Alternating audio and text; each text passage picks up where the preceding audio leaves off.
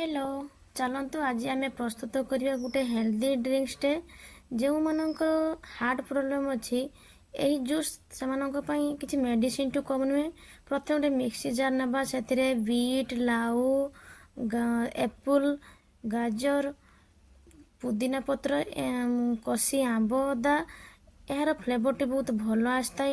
Normal अदा देवा यह द्वारा कौन होता है एसिडिटी हो न था। तापर आम कि ब्लैक सल्ट पकेबा तापरे महू नबा आपण मैंने चाहिए चीनी नहीं पारे चीनी अनहेल्दी होता है तेणु महू नेले भल। तापर से आम कि पानी ऐड करवा तापर मिक्सी रे या भल से ग्राइंडिंग करनबा। तापर देखंतु केते सुंदर फाइन पेस्ट तैयारी प्रस्तुत होईची। याकू आमे गोटे बड़ छांकुणी साहाय्य भल से छाकी नेबा तापर याकू स्पून साहाय्य भल भाव प्रेस करेंगे देखिए पूरा फाइन जूस टे बाहरिबो। तापर आमे गोटे काच ग्लास रे याकू ढालिबा देखंतु जूस टे केते सुंदर देखा जाउची।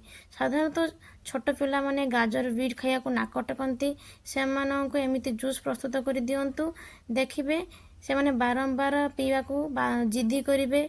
आ मो वीडियो देखिथिबारु थैंक यू। आ मो चैनल को लाइक शेयर एंड सब्सक्राइब करंतु। नमस्कार जय जगन्नाथ।